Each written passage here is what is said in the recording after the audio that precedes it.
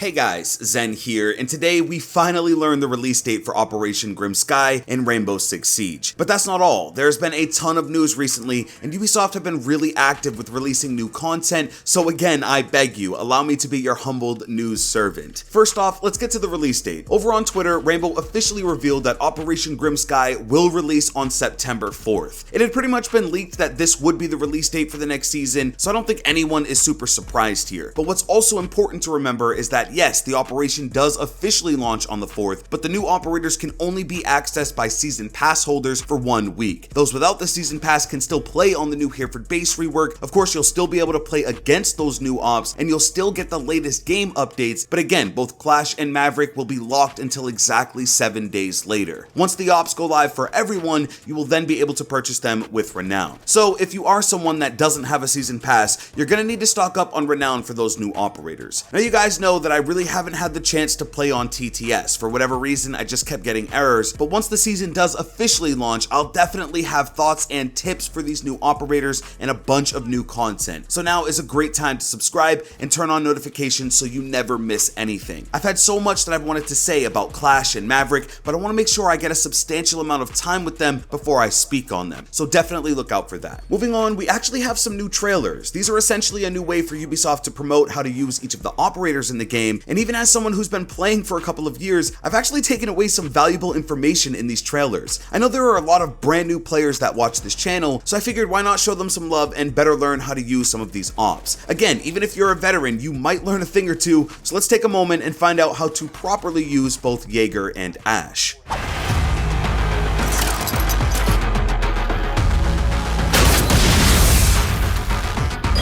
Introducing Jaeger. Jaeger is a roamer support for a defending team. Playing Jaeger well requires quick decision-making and a good knowledge of potential locations where attackers will assault. Jaeger can use a combination of tactics to help his team create a defensive stronghold, or to roam the map to intercept flanking attackers if necessary. Jaeger is capable of destroying incoming projectiles due to his unique deployable gadget, the Active Defense System, or ADS.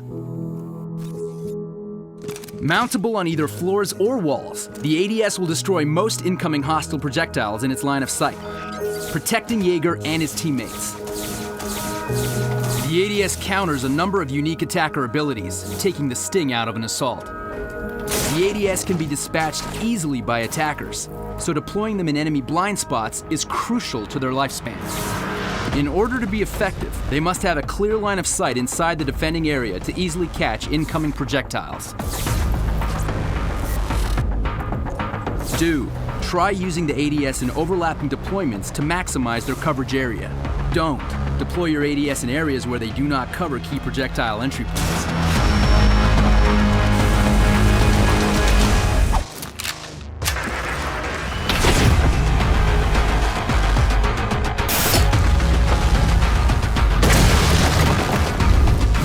Introducing Ashe. Ashe is a fast-paced frontliner capable of breaching, flanking, and dividing the defender's attention in seconds. To play Ashe well, practice your aim and reflexes, and learn the patterns of roaming defenders. Ashe should be one of the first to enter a building, clearing rooms to allow her team to prepare their assault on the objective.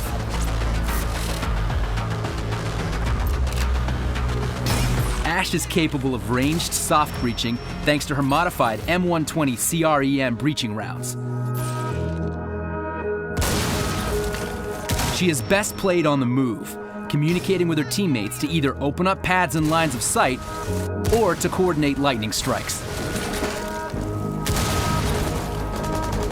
Ashe's rounds have infinite range and can also take out a variety of defensive capabilities, including some defenders' unique abilities. Experiment with breaching rounds to learn their various uses in the field. Don't waste valuable breaching rounds by firing them at enemies. Do open up sight lines for teammates and create breach entries for shielded allies.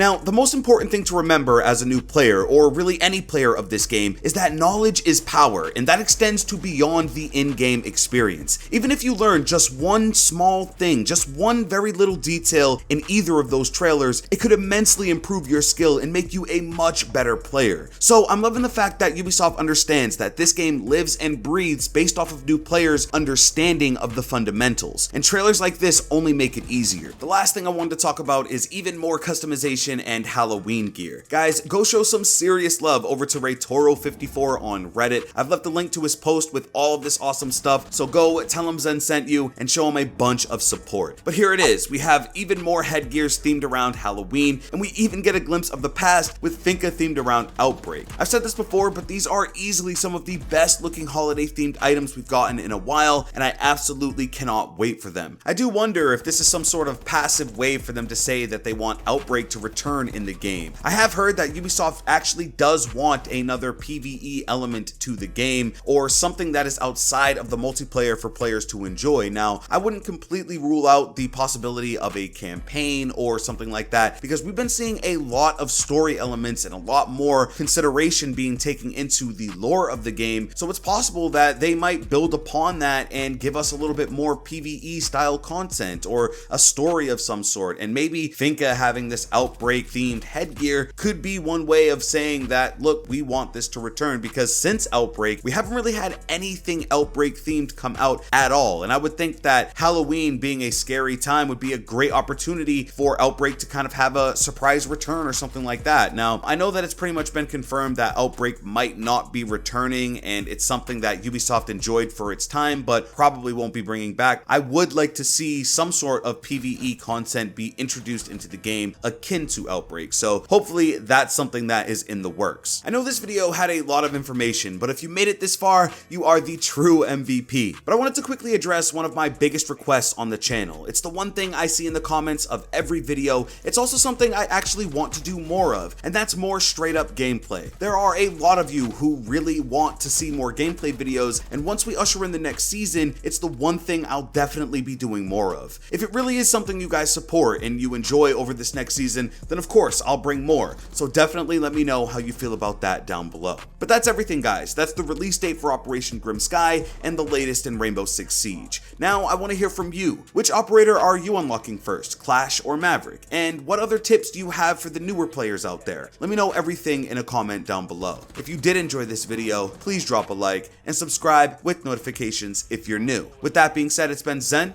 I'm out.